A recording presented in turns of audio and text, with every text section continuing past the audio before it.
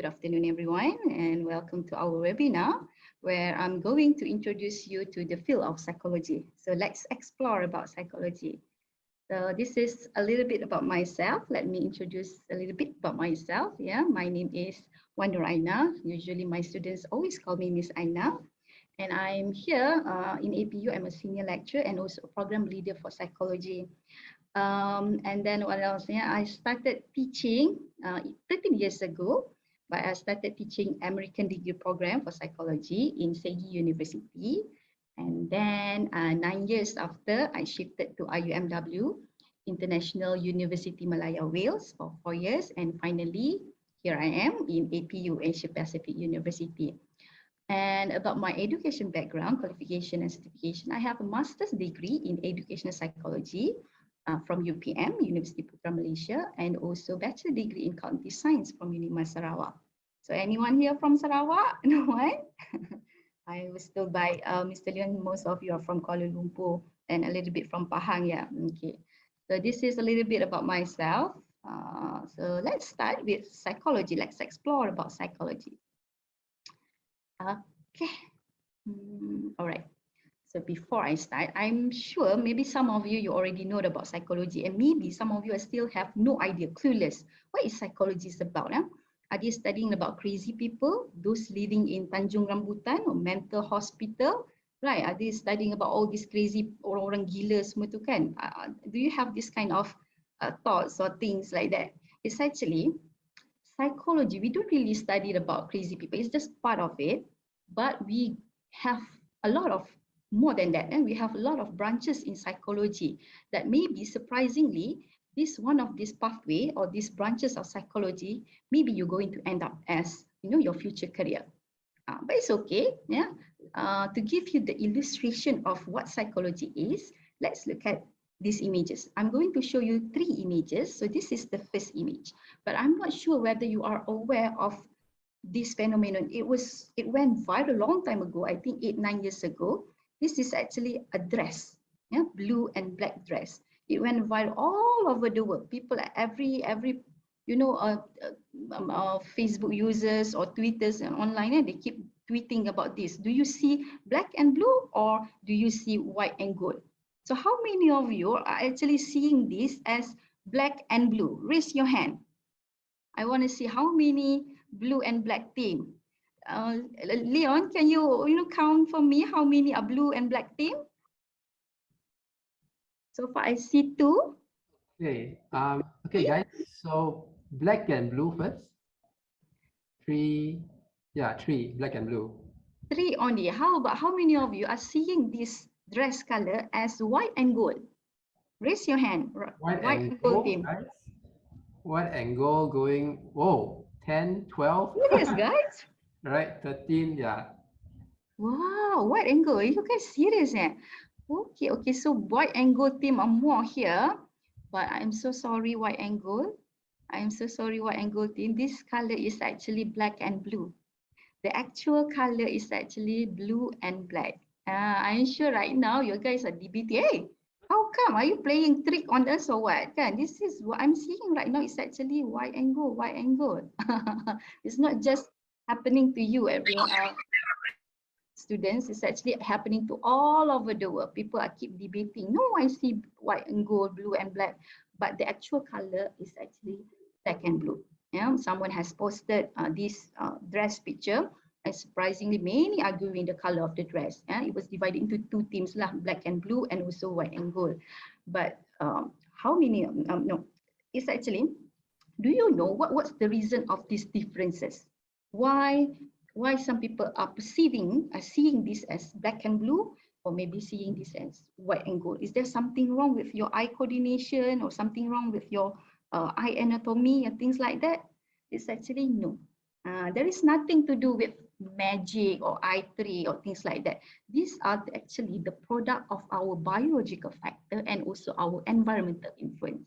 So this is one of the study, one of the concern that why, the study of psychology, why, what are the explanation behind these differences? Why I see differently? Why the other people seeing differently? Sometimes you are hearing something which is to you, I can hear someone talking to me, but the other people, no, maybe you are hearing a ghost telling you something, but sometimes it's not what we call, you are hallucinating, you are experiencing hallucination, but something just because of there are effects and there are what we call phenomenon for this.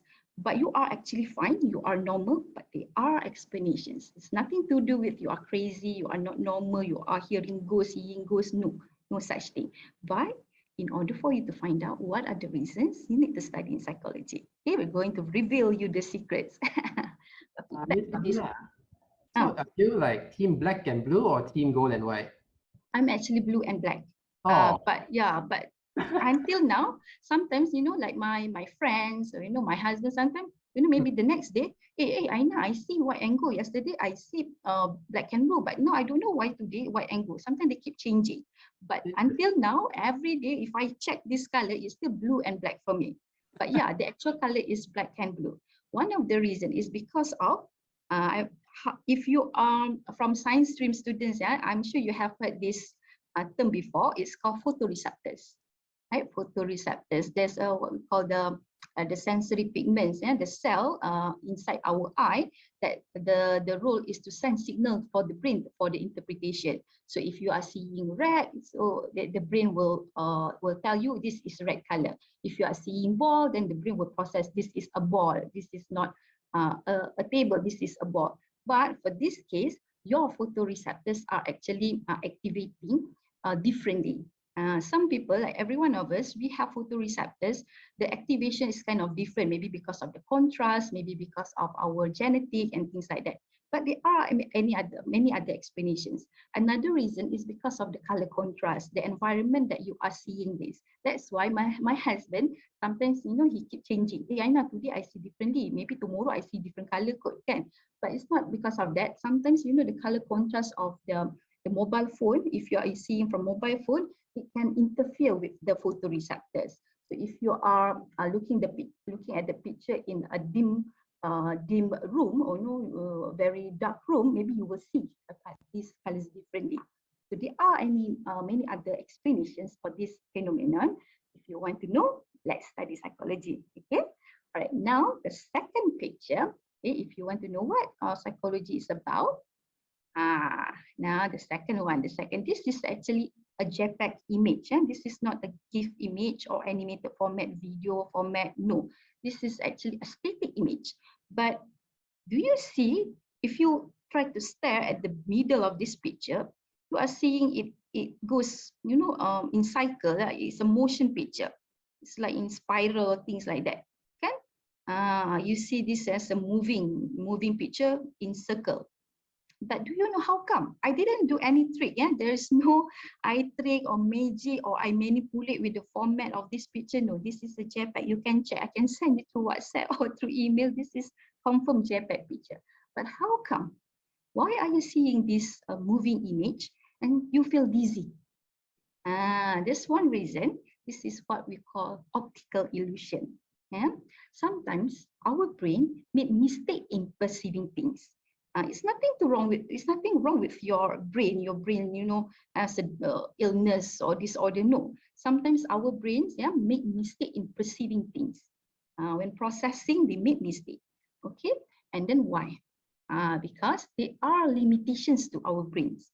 What are the limitations? Again, come and join us to study psychology. Okay, we're going to reveal you the secrets. There are 2-3 modules that we're going to talk about the phenomenon or the optical illusion. It's not just about optical illusions. We have a size or depth illusion. Sometimes you will see, why I see this image is so big, but it's actually the actual image is this size only, very tiny. That's why we have the museum, right? The what we call the optical museum in Penang. I went one in Penang and then one in Malacca, if I'm not mistaken. So these are actually your brain perceive differently. They are limitations of our brain. Our brain is not perfect. To know about the characteristics of our brain, our mental processes, you need to study in psychology. I cannot reveal to you the secret within 10-15 minutes. You need to study within 3 years about this psychology. All right, now the last one. Okay. This one is trying to explain, trying to give you the illustration of, have you ever wondered that, or maybe you ask yourself, why sometimes I have like different personalities?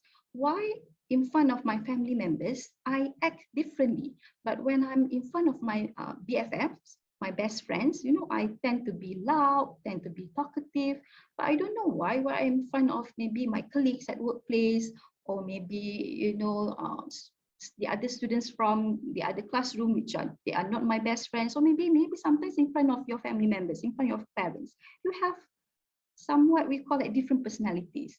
And maybe you keep asking yourself, am I having like split personality disorders or what? Is there something wrong with me or what? No such thing. It's actually, you are fine, you are normal. It's just that there are tendencies for us when you are not familiar with the context or with the person, you tend to act differently. So this is a study of personality. And then there is a concept, or there is an explanation. Sometimes maybe you are still young, but for myself, I have experienced many times. I don't know why. If I break up with someone, the next person, you know, the next boyfriend, the characteristic would be the same, almost the same.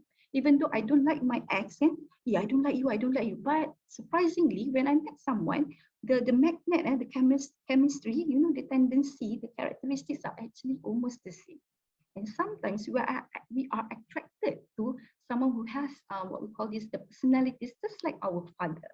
So there are explanations for that. And we're going to cover this in one of the module. It's called social psychology.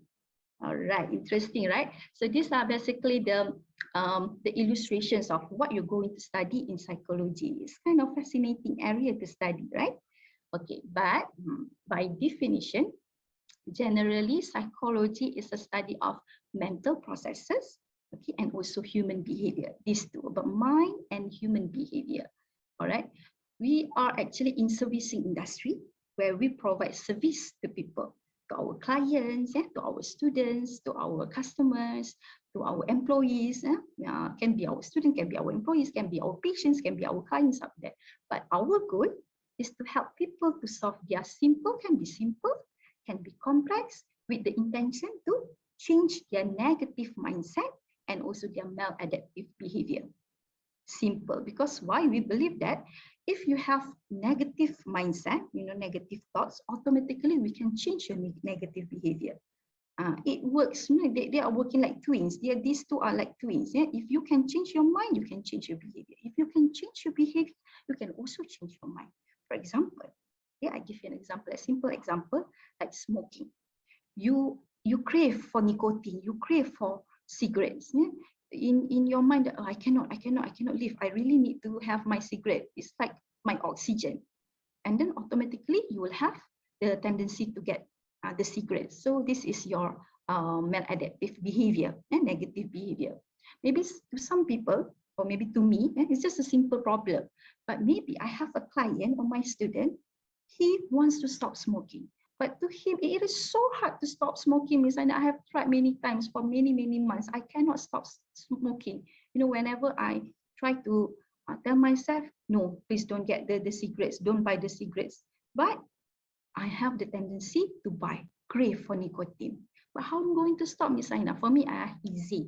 The rule, the formula, you need to change your mindset. Automatically, within few days or within few weeks, automatically you're going to change your negative behavior to positive behavior. But there are techniques. There are techniques how you're going to teach our clients or our students to stop smoking gradually. And we cannot ask our client or our student, okay, now let's start now. Then tomorrow you stop smoking. Then that's it. No, it's going to be gradually, slowly, right? Okay, what else? Yeah. So and then another one, it's not just about the what we call this human mind and also the behavior. Sometimes we're going to study about emotions as well, and also the motivation. Something to us like it is subjective.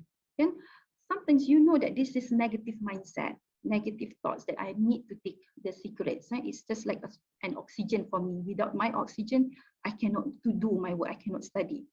But there is another factor that can contribute to this factor, negative factor, which we call emotions and motivation.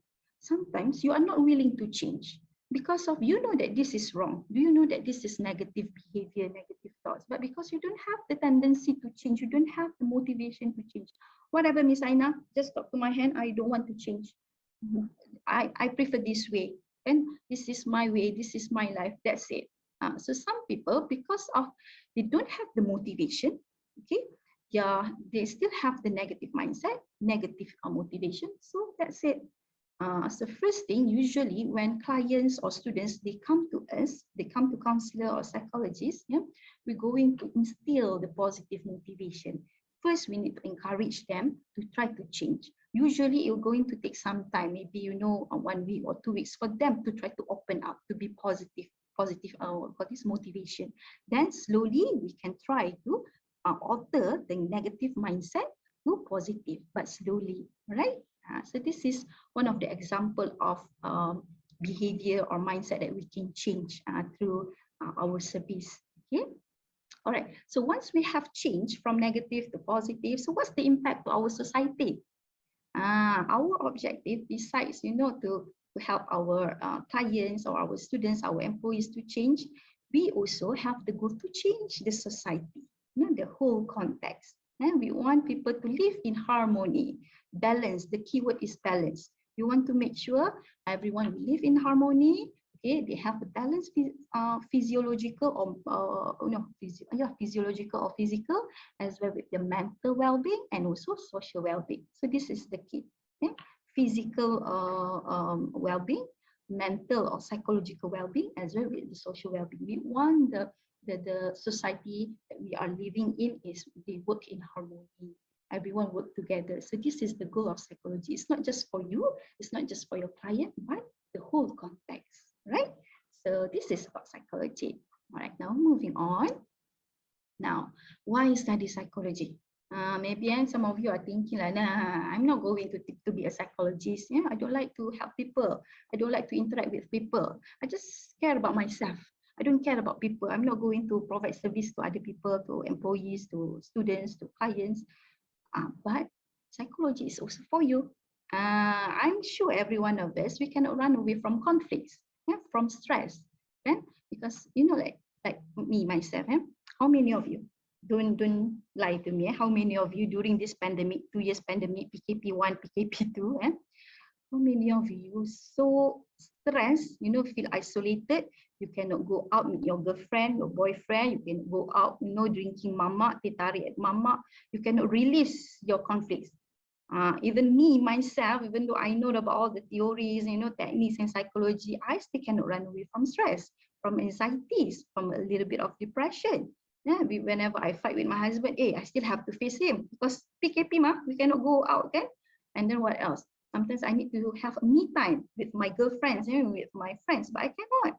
It's lockdown, and we cannot go out. So my channel, my conflicts, usually I would have me time with my best friends at Mama's stall, with teh tarik. But because of this, I feel so stressed. So all the burdens are on me. So how I'm going to release? So some people, they don't know about this. That's why during pandemic, within these 2 years, a lot of cases of suicidal, jump off from building lah, this flat lah, that apartment, because they don't know how to release their stress. They don't know how to release their conflicts. But lucky me, I know a little bit about the technique, so that's why I can channel it out. All the monsters in me, all the conflicts in me, I can channel it out. So I can back to normal balance. Yeah. Of course, we feel like suffocated a little bit.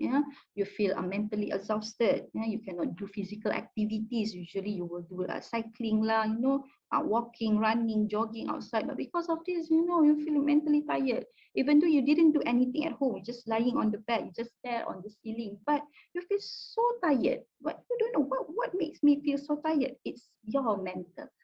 Our mental, our brain also can be tired as well. So how do we solve this?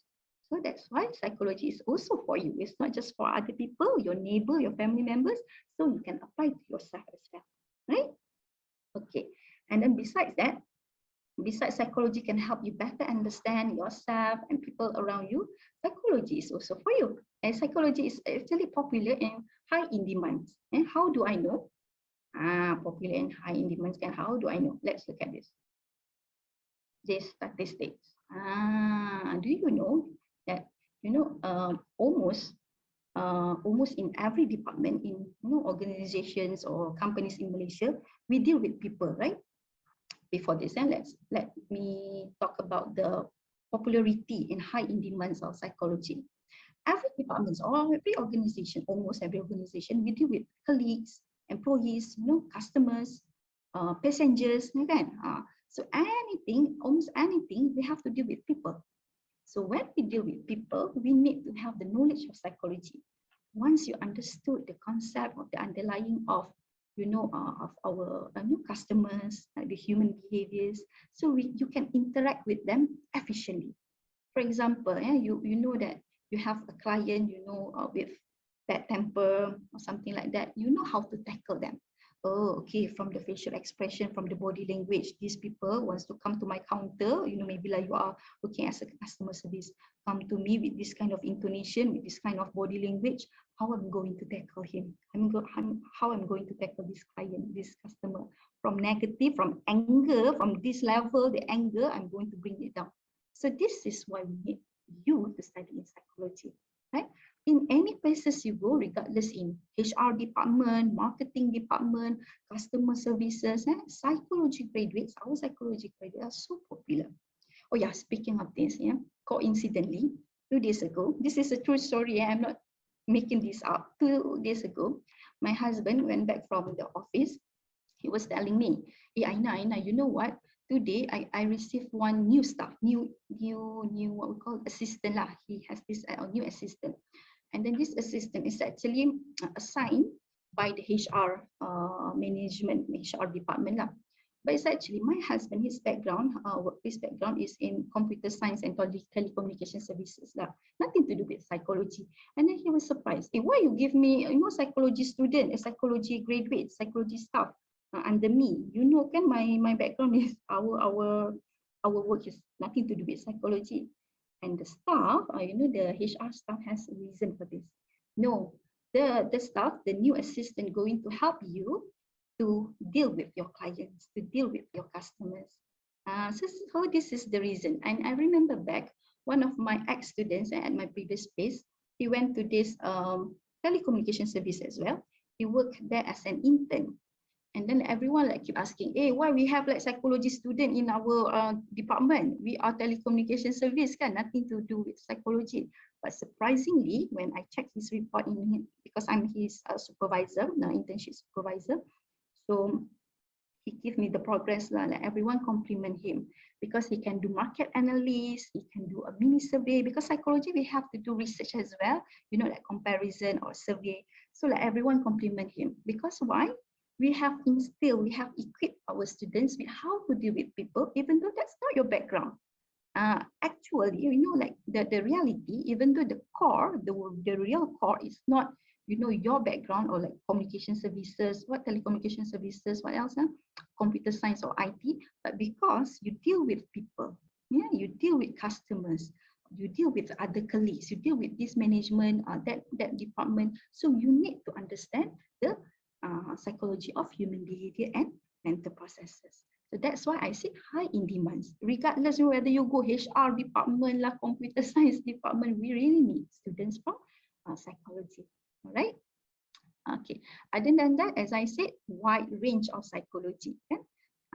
Another one, wide range of career prospect. To be, for your information, to be honest, our psychology graduates, they are not necessary to be psychologists. And most of my what we call these psychology students, most of them they're working in Zalora, like Zalora, Shopee, Nestle, PDRM, PDRM, Polis Diraja Malaysia, and then got 2 students.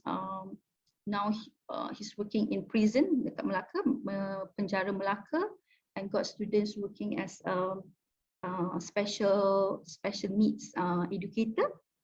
for dyslexia, things like that. So not everyone like working in mental health profession actually. So some of them they are working in corporate setting, in industrial setting. So I still remember one of ada one student went to Petronas. Means I don't really like working in hospital. I tak suka bau hospital kan. I tak suka.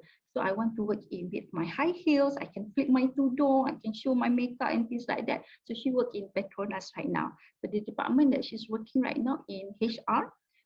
So her role is to filter or to screen candidates. So before the actual interview, she's going to conduct a mini interview with the candidate, whether the candidate is suitable or not. So before all the top manager can, they call this, they waste time to interview the wrong candidate. So there will be a first layer. So this first layer was conducted by my student.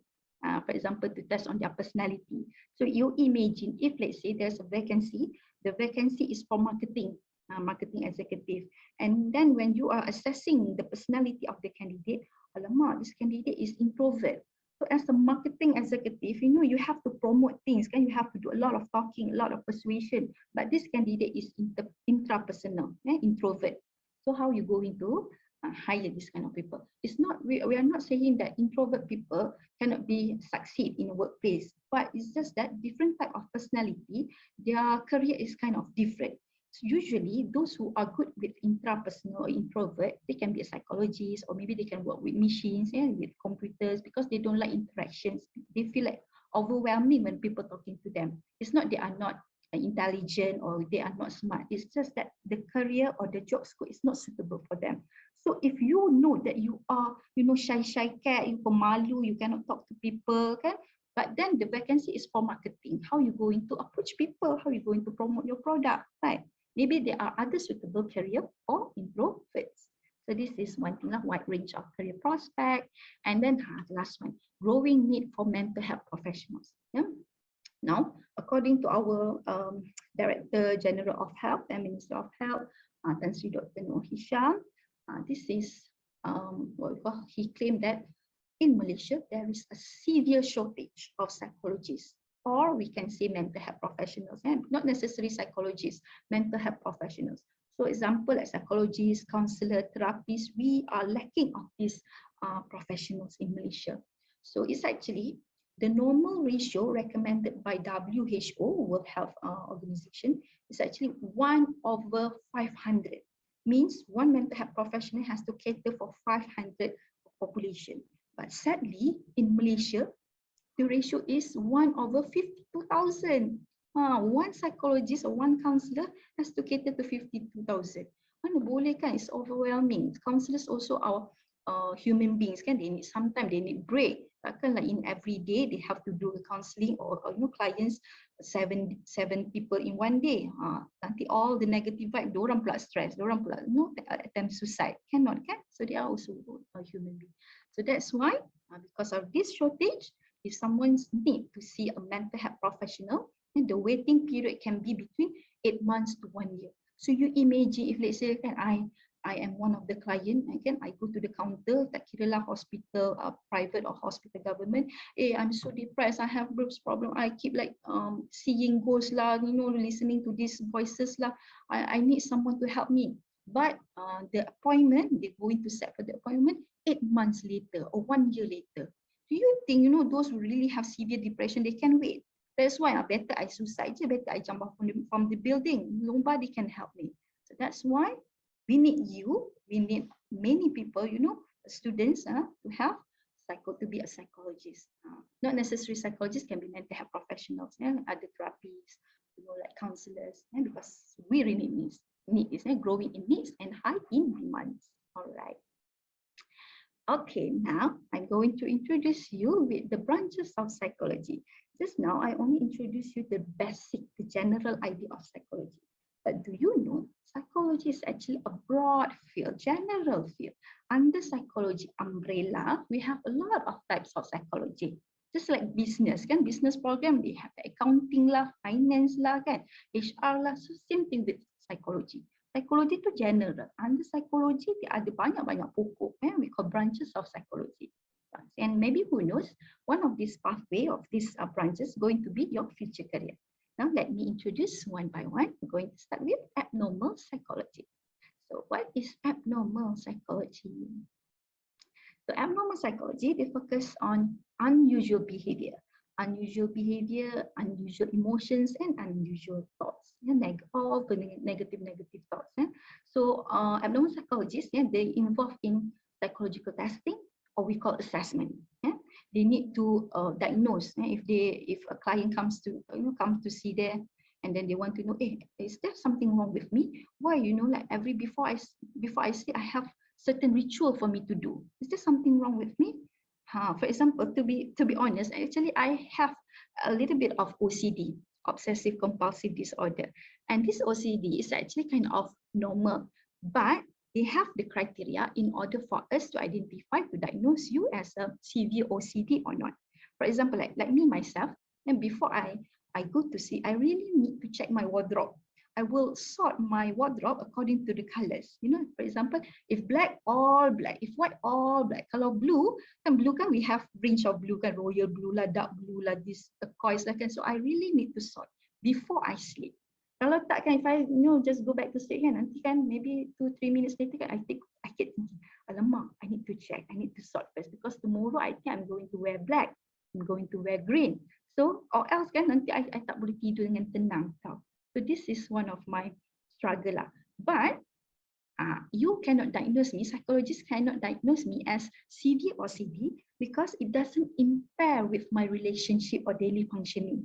They are criteria for us to identify whether you are OCD, the real OCD, or just a temporary or just a minor. For example, if it can interfere with your relation with your spouse, with your family members, it can impair your work routine. You cannot focus at your workplace. You will always have conflicts with your colleagues and your employers, your bosses. And then what else? Supposedly every day you have to come to office at 9 a.m. Because of these unusual thoughts, you have to keep hand wash, sampai bleeding. That becomes a problem. So when it becomes a problem, then you need to get help. Like me myself, my husband doesn't care kan, whatever lah, now you want to sort until 30 minutes pun I don't mind. But if it becomes a conflict, I cannot do normal function, daily functioning, then I need help. All right. So this is what abnormal psychologist is trying to explore. Okay. Next is biopsychology. Okay. So for biopsychology, this is the field that concentrates on relationship between biology, our inside, our physiological, our organs, our brains, with the behavior. Okay. How our brains can control our behavior. And do you know that different parts of our brain, it has its own job, its own function. Okay, for example, here, the one that I'm touching here at my forehead, it is called our frontal lobe. Okay? Our brain is like this size. Okay? So here we have frontal lobe, here parietal lobe, here occipital lobe, and somewhere here we call temporal lobe. So different part of our brain, they have its own control, its own processing, its own function. For example, here frontal lobe controls more on memory. So if someone was hit by something, accident kan, at this part, it can affect the person's memory and also emotion. I forgot about emotion, memory and also emotion. If it's occipital lobe, somewhere at the back here, it controls mostly about vision. Your vision lah. So if you have problem with this, or you was hit by something hard, it can affect your vision. So that's why I always sometimes I watch movie kan, tiba-tiba dia kena langgar kereta, langgar dekat sini, was hit at here kan, at this part, then suddenly got blind. Macam ni mesti tak study psychology, mesti tak study about this biological part. Then different part is actually have different control, different processing. Okay, the next is cognitive psychology. This is my field. Okay, cognitive psychologists, we focus on mental processes, information processing. Anything to do with thinking, recalling, what else? Problem solving, creativity, language processing. This is the field of cognitive psychology. So if you want to know the tips and tricks, how to remember better for your exam, this is for you. Cognitive psychology, we deal with how to remember better, how to organize things, how to come up with a concept map so that we can remember better. What else? How to solve problem quickly. So there are techniques in problem solving as well.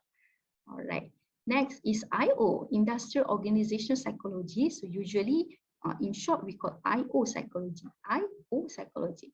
So this field focuses on how people function, how employees function best at workplace, how to increase employees' job motivation, how to increase their job satisfaction, what else? Job performance, about leadership. This is their study. So that's why psychologists, graduates also, they can work in HR department in any context or in any organizations because they have learned about this concept. Okay. Next is health psychology. This is about the one that I mentioned just now about stop smoking, stop drinking alcohol, how to reduce weight, what else? Stress management, anger management. This is the study of health psychology. The goal is to help the clients or people to change their problematic behaviors so that they can improve their overall health and well-being. This is also interesting. Second last, next is education psychology. This is also my field, my master's background. Okay, education psychologists, they deal with strategies, how to improve teaching and learning. The focus is teaching and learning. So it's not just for teachers, for students as well. Or maybe for parents, for young parents, so that they know what are the best techniques, best strategies, so that their children can learn effectively. For example, actually I have come up with an experiment, but because of we are doing online, it's kind of hard for us to do experiment. But I'll just explain in a quick demonstration. You imagine, let's say I have like maybe 30 children or 30 students. I want to introduce about this technique.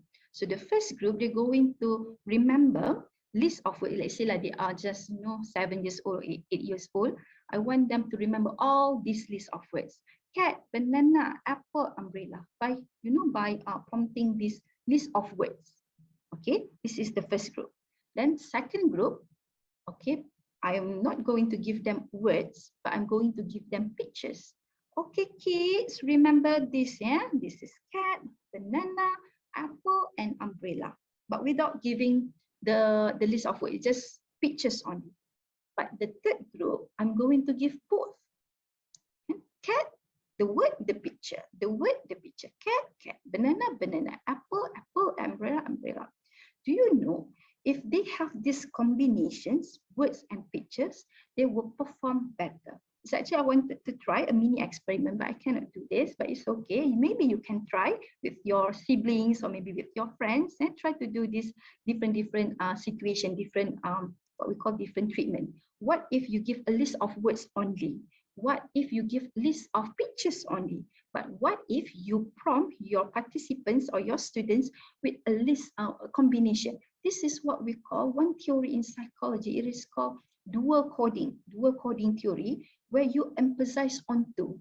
Some people, they are good with visual, they are good with pictorial pictures. Some of students, they are good with readings, words. I still remember I'm at my type is actually word, but sometimes I like to visualize. So sometimes I cannot remember the words now. I cannot remember what's the word. But because I can visualize the image, that's why I can remember better. How many of you, when you are studying for your SPM, for your exams, you have to do concept map? Instead of preparing notes like history notes, like paragraph, then you fold your paper, some of you like to do concept map. One chapter, one concept map. Another chapter, one concept map. Then you draw the picture here, the cloud, 1 cloud, 2 cloud, 3 cloud, because you want to have a connection. This is for you. Some people, they work best with combination of words and pictures. Okay? All right. So this is a study of educational psychology, where they come up with strategies how to improve the students' academic performance. So it cannot be applied for you if, let's say, you're not going to be educational psychology someday, or maybe you're not going to be a teacher or lecturer someday. But I'm sure maybe someday you're going to be parents, right? So this is for you, how you're going to teach your children. Okay. All right, next is developmental psychology. Developmental psychology, this is a field that aims to understand and explain the changes in human lifespan, human development. So we're going to cover, start with prenatal development, baby dalam kandungan, prenatal development, until the death of someone. So they are stages, they are development, but not necessarily all of the changes. Sometimes we're going to study what makes something stagnant. There is no changes, there is no development. For example, usually there are rapid changes during infant. infancy period. All the what we call this, the hormones, the brain size, the body size, the weight are growing rapidly, especially their what we call the connections of their neurotransmitters, their neurons, and everything is growing rapidly. But somehow when you are in mid-adulthood, everything going to be slowed down and they're stagnant. So there are reasons for that. And then we have many types of intelligence. We have what's the term? We have multiple intelligence as well, and then we have, what's the word now, I forgot. G, spatial intelligence, and there are many types. So they are not all a type of intelligence, they are growing. Some become stagnant, or maybe they will slowly stop. They will gradually stop declining in terms of the development. Then about this developmental psychology, sometimes you're going to learn about personality, and maybe some of you have like, you are wondering why my sister, we are in the same biological sisters, same parents, same mother, same father, but why my personality is so different with my sister? She is so loud, she's so talkative, she likes to party, like everyone likes her, but me myself, I'm so quiet, I don't like to talk to people. Why? Like everyone is so attracted with my sister, but people, they don't like me. Why? Is it no, I'm adopted or what? Nothing to do with that, but there are explanations. Maybe something happened when you were babies. One of the reasons sometimes, especially at the first 2 years of life, the parents or the caretaker really need to attend to you. For example, if the baby is crying, if the baby wants milk or wants something, you have to attend. You cannot shh, shh, shh, shh. Only for the first 2 years of life. After that, if like sometimes grandparents, they want, Aina, I still remember my mom can, Aina, I want to take your son out because I want to play with your son. I said, no lah, it's just for the 2 years. After that, you want to have a overnight with my son, my daughter, it's up to you. But during the first 2 years of life, parents, they really need to have close bonding. Because why? There are future consequences, later consequences in terms of personality when the baby grows older. There are many other reasons lah. Going to explore in one of this module called developmental psychology. Right. Now, next is cyber psychology. This is an elective in our module. Cyber psychology. This is something unique in APU. We offer cyber psychology. And this is a study of human mind and behavior in virtual reality, in online space, in Twitter, in YouTube.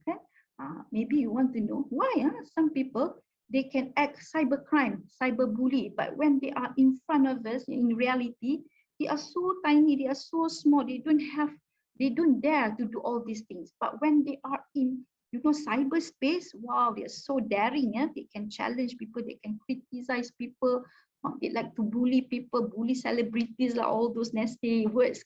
But why? So here in cyber psychology, we're going to learn all this human behavior, but in cyberspace.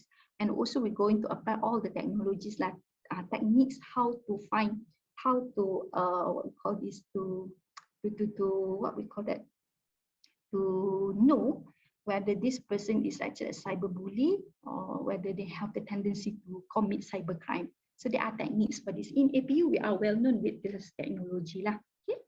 All right. Next is social psychology. This is the study of social presence on our behavior. How many of you, this is kind of common, how many of you, when you are doing presentation or maybe a performance or singing or things like that, when no one is in front of you, you can do this very easy. Oh, when no one, maybe at your own shower, during your shower time, you sing a lot, but suddenly when you are in front of people, you feel like anxious, you cannot do well.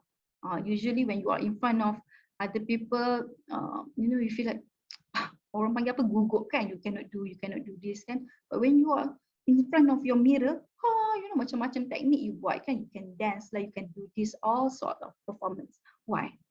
There are explanation for that. And some people, especially athletes, maybe it can be the other way around. Maybe my type is the first one lah, I'm kind of nervous if I'm in front of other people. But there are other people, they are opposite. They can do good performance, they can do presentation, performance or sports when they are in front of other people, because they need the cheer, they need the support. So you imagine if let's say like basketball player, when they are, they are in match, can you imagine in the stadium or in the that stadium, kan there is no one watching them, there is no one supporting them. They feel macam alah tak ada awak kan, tak ada girlfriend ke nak watching me. They will feel that kind of, they will feel demotivated. So if let's say like macam APU, people like going to support you, you feel like motivated.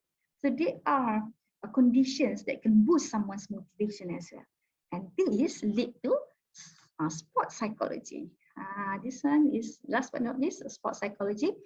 Sports psychologists, they help athletes, can be clients, to boost up their motivation, their performance, how to eliminate their nervous, their anxieties, how to boost their motivation so that they think that I can meet the objective, I can reach the goal. So usually they will use several techniques. For example, visualization, imagery, self-talk, to boost up their motivation. And techniques are breathing techniques. There are a lot of techniques for this. This is also interesting, right? Sports psychology. All right, so I have introduced 10 branches for your information. There are many more branches of psychology, but these 10 are the most popular one. And because of this broad field of psychology, our graduates could end up working anywhere. Anywhere that goes with people, from marketing, education, business, media communication, social work, even designing, and also, of course, mental health. So here are the various career pathways. Our psychology graduates, because our main goal is to produce psychology graduates who can be employed in any setting. But one good thing about psychology, since psychology is as I said, multidisciplinary field, they can go anywhere. For example, in mental health care, they can work as psychology research assistant, psychology lab executive, and also in education, they can be a teacher, kindergarten teacher, can be a lecturer, can be primary, secondary, international, higher education as well. And in business setting, they can be HR executive, corporate training, consultant, market research analyst, coach, because they deal with coaching. Media and com, usually they work as PR, public relations, customer service, customer relationship executive. Social work, usually they deal with NGO, social workers, and they help those underprivileged people like orang asli ke, or maybe child welfare, those who deal with substance abuse, or maybe elderly, how to help them to maintain or to increase their mental, physical, and also psychological well-being. And also design, because some of our syllabus, some of our modules, we equip with what we call this cognitive thinking, designing, how to attract people to read your poster, how to read people if you want to come up with what we call infographic poster or an awareness campaign. Of course, you need to play around with the infographic or the design. So what kind of colors, what kind of design that can attract people to read your poster, to read your awareness campaign? So usually there are certain color coding. You cannot simply use all red color, because red means danger. Red means can evoke your emotion. So there are techniques or several colors. They have color coding. Color what we call this interpretation for that. Okay, and what else about computer interaction? How to create a website, that interface, user interface, so that people will make less error in designing a product or web interface. All right. Okay. So as you can see here, our psychology students, they can go anywhere. All right. Now, maybe some of you have, like misunderstanding about psychology program. Yeah. Maybe you think that, upon graduating in bachelor degree in psychology, automatically you can be a psychologist. And how to be? Okay, to be a psychologist, for your information, even though in Malaysia or maybe in UK, USA, and to be honest, the minimum requirement to be a psychologist is master's degree in a specialized field. Because why? Our bachelor degree is just a surface. You're going to learn everything. In order for you to apply your specialty, you need to be specialized in a selected field. So if let's say like you want to be a clinical psychologist, so you need to have master's degree in clinical psychology. So if you want to be IO psychologist, industrial organization psychologist, so upon graduating in bachelor degree, you need to continue in master's degree in IO psychology. Okay, all right. And the next question, people always ask me, is it necessary for us to be a science stream students during our SPM level? The answer is not necessary. Even in fact, many of my classmates back then when I was doing my bachelor degree, they're not from science stream. Most of them are from art stream, but I'm sure SPM level or SPM level, at least we have like general science, kan? So it is actually sufficient for you to apply into psychology. It's not necessary you must have biology, chemistry, physics. It's actually, even with general psychology, it is sufficient. Kan? Because why? To study psychology, the science related subjects is actually a little bit only. For example, even though you're going to learn about brain, about the physiological reaction, you still can study in psychology. It's just the basic biological aspects of human beings. So I think it shouldn't be a problem. Okay. All right. So this is the study pathway if you want to be a psychologist. So from your SPM level, you have to take a foundation or maybe matriculation or what we call a program asasi for 1 year. After that, usually depending on university, some universities require bachelor degree in psychology for 3.5 years, but in APU, it's just 3 years. And it's up to you if you want to work as HR executive or maybe as an kindergarten teacher or special education. So you can stop until bachelor degree and then you can start working. But if you want to be a psychologist, it is required for you to continue master's degree. And then it depending on your speed, on your level, and the university's requirement. Usually some universities require only 1.5. Usually, between this range, 1.5 until 3 years. Okay, so this is basically the career pathway, or sorry, the study pathway. All right. Okay, so next, the entry requirement. So the entry requirement, if you are SPM, usually we cannot, from SPM direct to bachelor degree, you need to have at least all of this, STPM or maybe A level or UEC or matriculation foundation or at least diploma.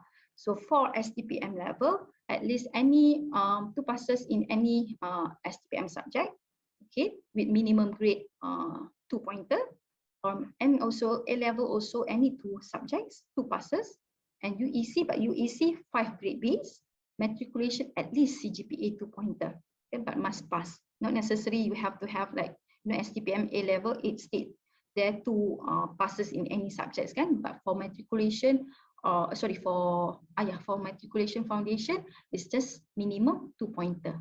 Okay, for any diploma also, okay, pointer, but all of this above qualification must be supported with at least a credit in mathematics and any science subject.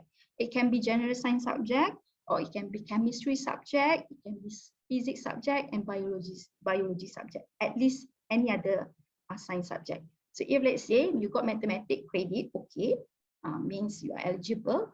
And then let's say you have B in science, but chemistry D, physics D, or maybe biology also D. You are still eligible because your science subject you obtain D.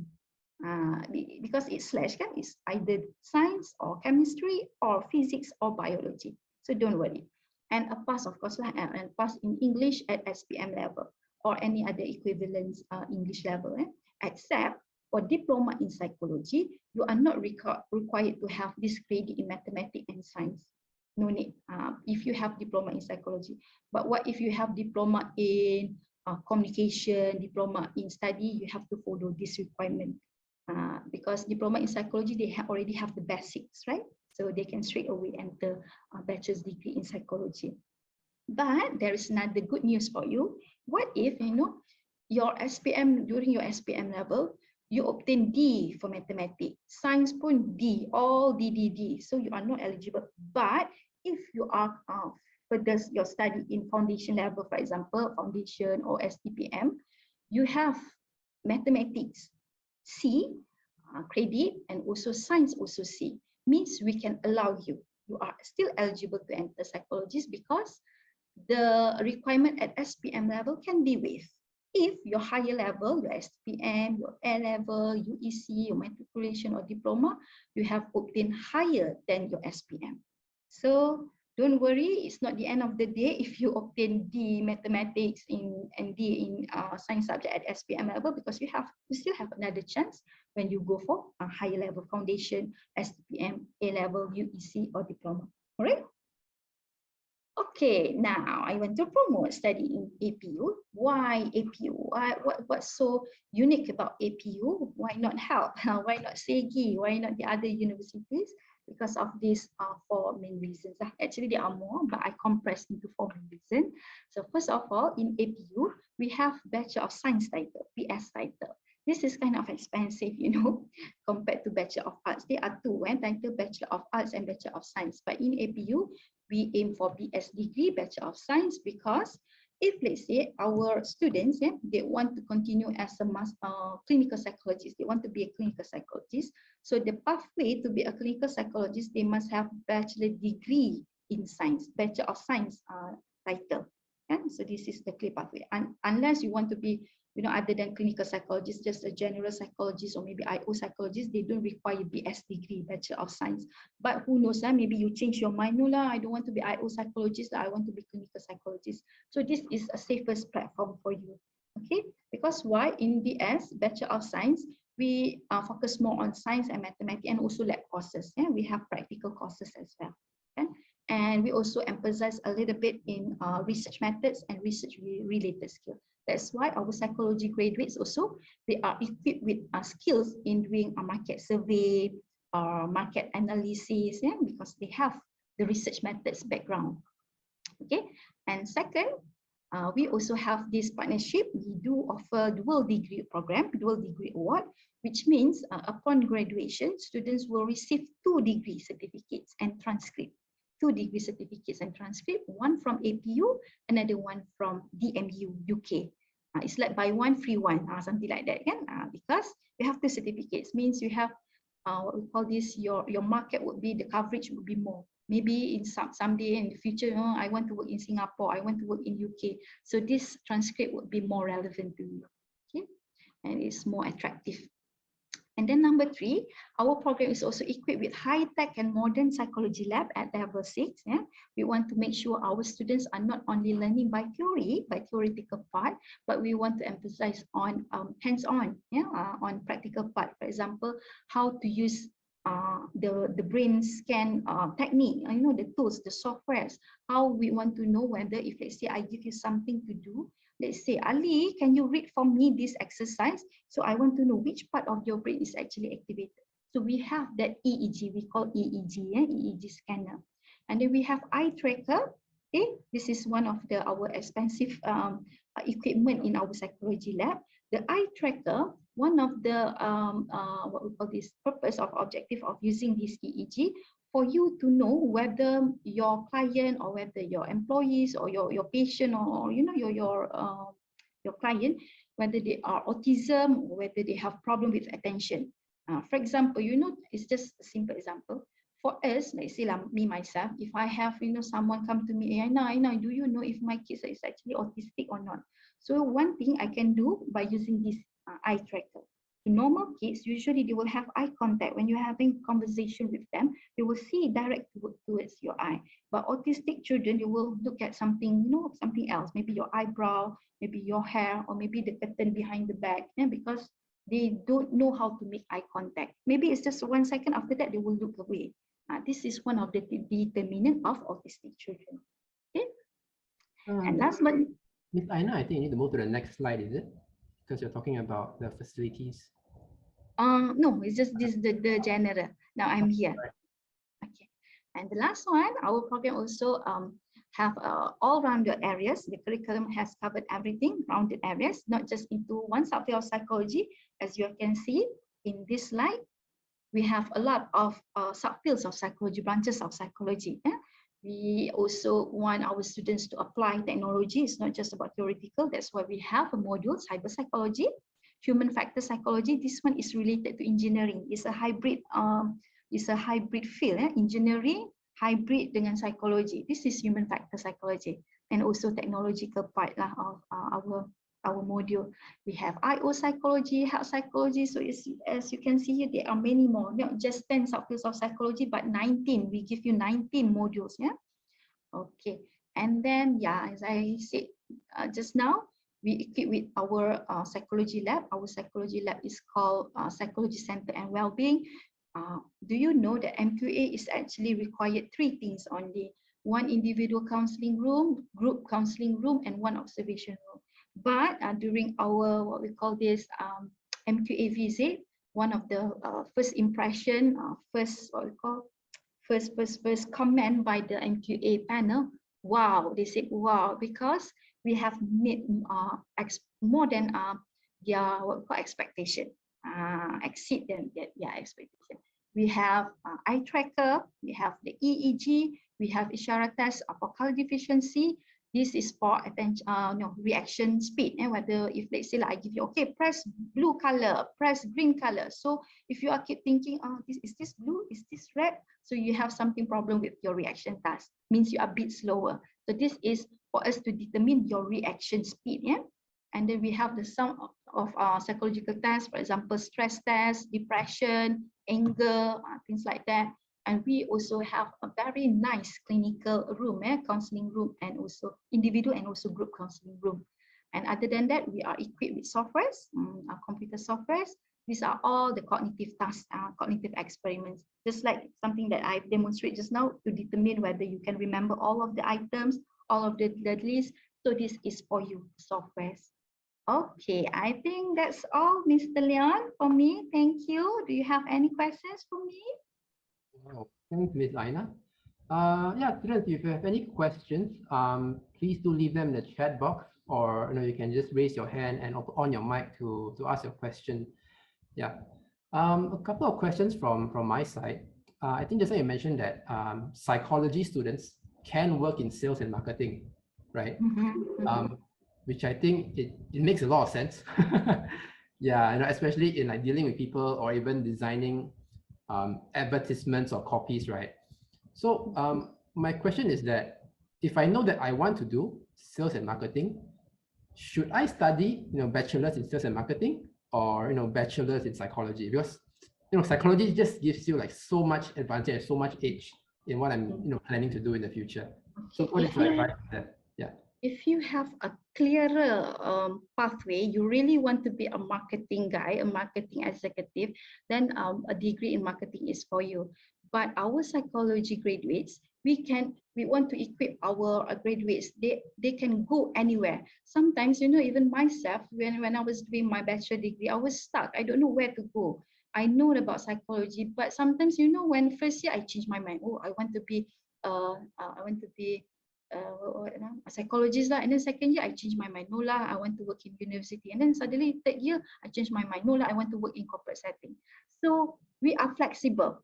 That's why my first workplace, my first job was actually a customer service. And then suddenly, no lah, I want to be a lecturer lah, because I still remember one of my lecturers back in when I was doing my bachelor degree. She said something about my talent lah in teaching. So now I end up as a psychology lecturer. But actually, I have the experience in selling too, customer service, and also direct selling, telemarketing and things like that. Because we can go anywhere. Now I am thinking something now because of during the pandemic. I feel like I told my husband, yeah, I think I feel like tired. I feel bored like teaching. I want to work in Nestle, in Shopee, because I really like that Shopee coins, that Shopee coupon like that. So it's actually one for you also. It's flexible. Yeah, yeah. I think there's a lot like, yes.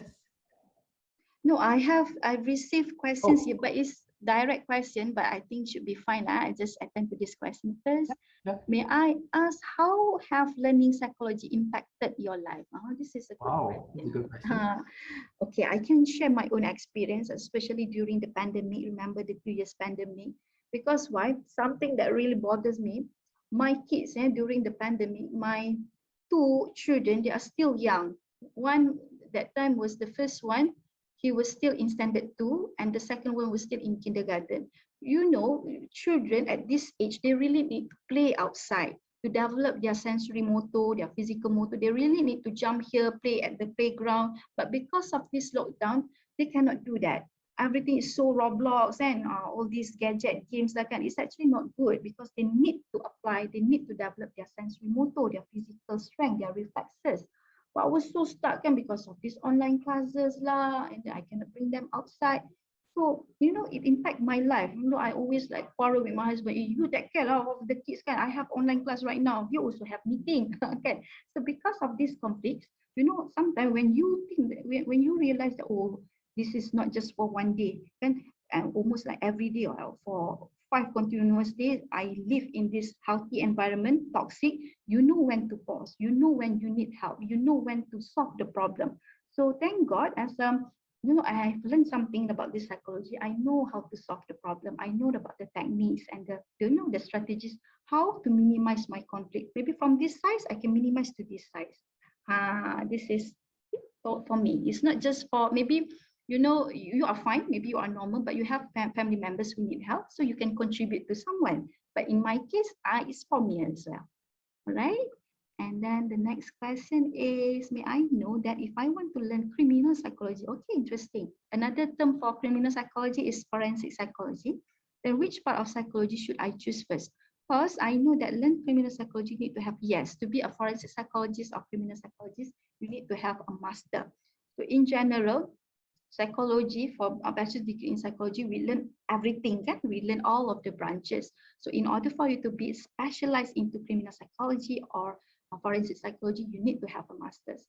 But from what I know, what we call this IPTS, the private institution, private universities, we don't offer forensic psychology. There's one I know in UKM, if I'm not mistaken, UKM or USM, they do offer forensic psychology, masters in forensic psychology. Okay. Hi Kak, what foundation or diploma is suitable if I don't want to take SPM or Asase? If you're asking about our foundation in APU, we have many types of programs, pathway. So it's actually, since our psychology is actually something unique, you can take any pathway. You can take a foundation in business, you can take a foundation in technology, computer science, or I think the best one is business, because business, they deal with HR, industrial psychology, not industrial psychology, there's one organizational something. So it's still related to psychology. So it doesn't matter if you want to apply for foundation or diploma, you can take any types of foundation within 1 year. So direct after 1 year, you can pursue in bachelor in psychology, bachelor degree in psychology. Okay, is there lots of job opportunities for? Of course, as I mentioned just now, you remember that the ratio, the statistics, our Ministry of Health, they really require mental health or clinical psychologists in Malaysia. Yes, this one. And because our number is so worrisome, we have severe shortage of clinical psychology. So we want to develop more and more. It's in demand right now, especially after the hit of pandemic, after the hit of this COVID-19. A lot of people losing their jobs, a lot of people not in mental stable, so they need help. Thank you so much for your answer. All right, you're welcome. Back to you, Leon. All right, students. Thanks for the questions. Hopefully that we have answered in all of you. So once again, thanks a lot, Miss Aina, and also Mr. Ryan from APU. Thank you for your time. Thank you for sharing your knowledge as well to all of us.